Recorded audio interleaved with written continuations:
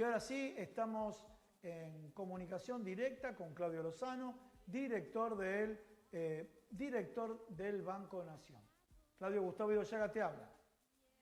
Sí, ¿qué tal? ¿Cómo les va? ¿Cómo andás, Claudio? ¿Qué contás vos? Bueno, Claudio, estoy acá con Juan Bautista Tinguely. Primer punto, inflación. Estamos viendo que el gobierno está implementando una serie de medidas. Se conoció el indicador del mes anterior, donde hubo una desaceleración, pero muy leve. Hoy las medidas que comentó Matías Culfas referido a las carnes, al cupo del 50% de las exportaciones, que queden algunos cortes para consumo local. Bueno, ¿qué reflexión nos podés decir vos el tema de poder contener el precio de los alimentos?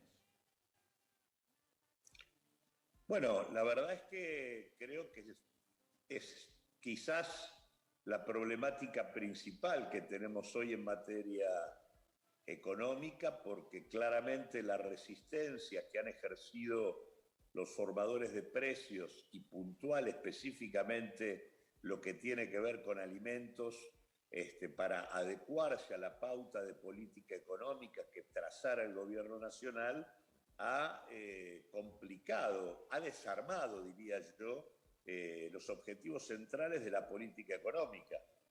Concretamente, el gobierno apostaba a una recuperación de la actividad económica centrada en la mejora del poder adquisitivo de la mayor parte de la población, para que en todo caso el mercado interno fuera la clave de la recuperación. Sí. Y la verdad que lo que ha venido ocurriendo desde mayo del 2020 para acá es que la recuperación, como resultado de la evolución de los precios, ha quedado absolutamente sesgada.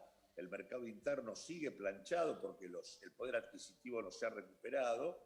De hecho, la pobreza sigue estando prácticamente en los mismos niveles que tenía en el peor momento de la parálisis de la economía allá por el segundo trimestre del 2020. Es decir, se ha recuperado el nivel de actividad prepandemia, pero la pobreza sigue como en el momento de la cuarentena estricta, cuando recién comenzaba la discusión del coronavirus. Por lo tanto, la verdad es que ha quedado una reactivación muy centrada en el comercio exterior, Sí. y en algunas áreas del mercado interno vinculada a los sectores de altos ingresos. Así que es clave en este sentido recomponer los ingresos de la población. Creo que en esa dirección la reapertura de paritarias, el bono para resolver el retraso de los jubilados, y la necesidad de poner en marcha ingresos sobre la población en situación de informalidad y desempleo en un contexto de control estricto sobre el precio de los alimentos, sí, me parece que es absolutamente imprescindible. Sí, Claudio, así que espero que el gobierno haya abandonado un poco el criterio de digamos, diálogo para tener una relación mucho más estricta y de mucho más rigor sobre los formadores de precio en materia de alimentos. Claudio, estás en el Banco Nación, ¿no es cierto?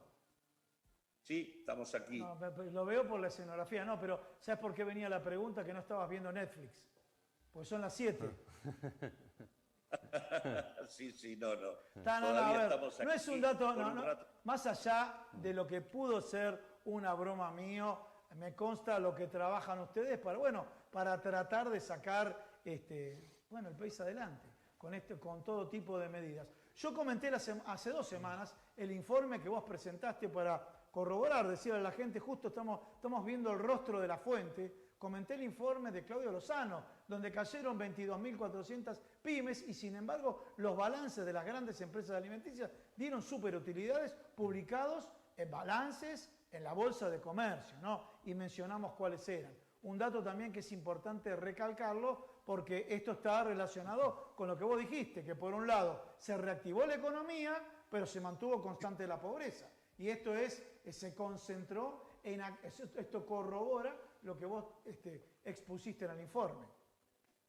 Sí, y te diría que incluso el comportamiento de los precios hizo que una parte importante de los subsidios que frente a la emergencia sanitaria puso en marcha el gobierno vía el IFE, vía el ATP y demás, Sí.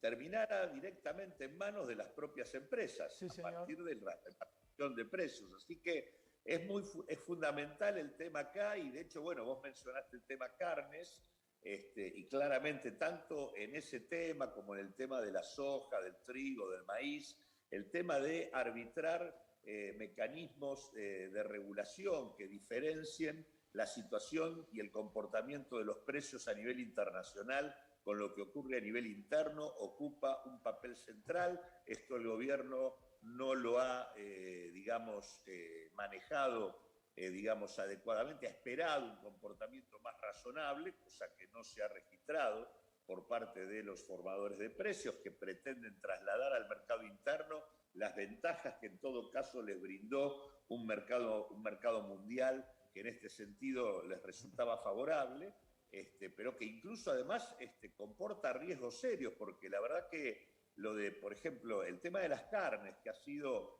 fuertemente vinculado al tema de la gran demanda china, esa demanda china es una demanda absolutamente coyuntural, vinculada a lo que ha sido la peste porcina, que ha implicado una muerte muy importante.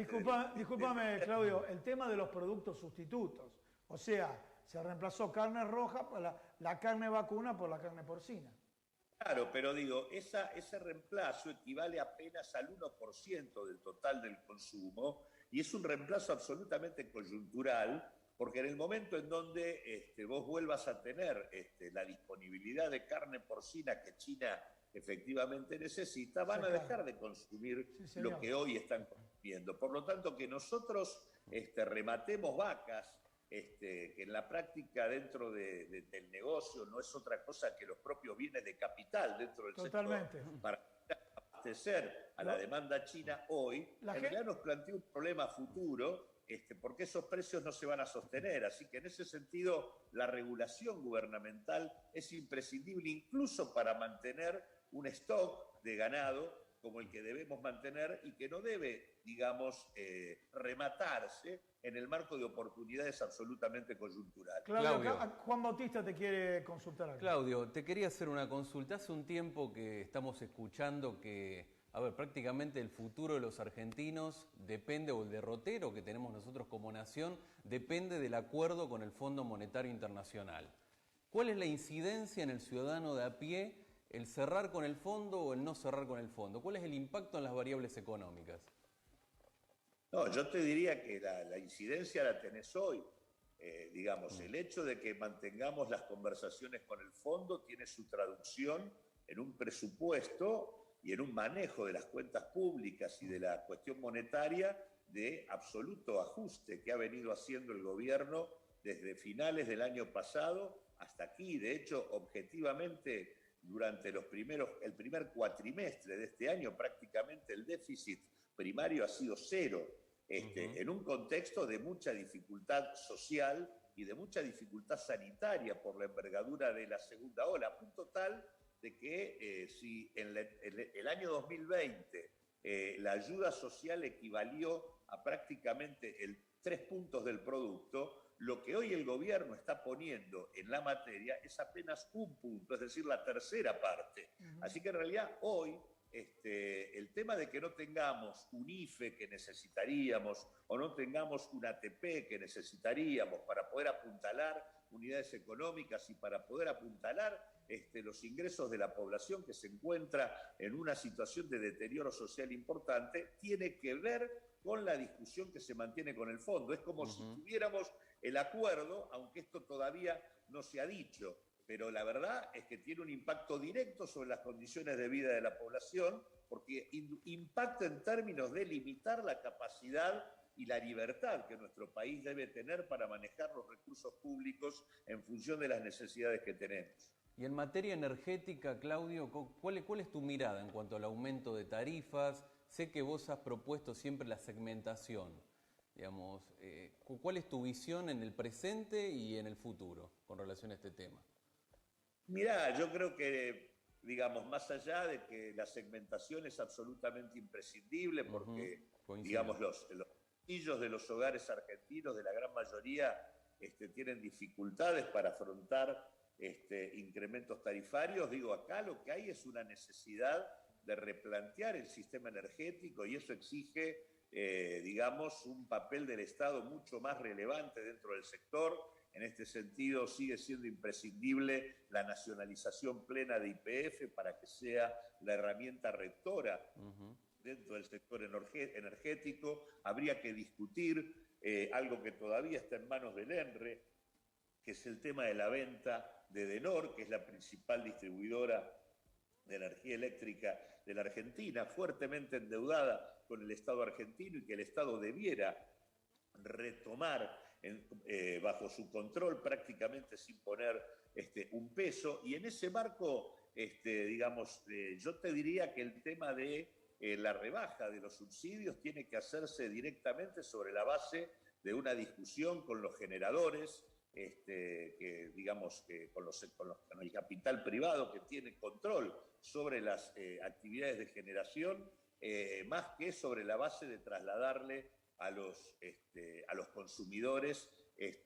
digamos el sí, precio, el precio nuevo. Arbitre el Estado. Me parece que la negociación directa con los generadores, fijando precios distintos, es absolutamente indispensable, pero vuelvo a decirlo, es indispensable un papel del Estado mucho más relevante para terminar con la anarquía que tiene el sector energético luego del proceso privatista, que en todo caso se vivió en los 90, que se ha tratado de administrar en algunos momentos, pero que ciertamente sigue todavía teniendo las secuelas de aquella etapa sin que se haya revertido, ¿no? Claudio, muchísimas gracias por comunicarte con nosotros. No, al contrario, gracias a ustedes por llamarme. Bueno,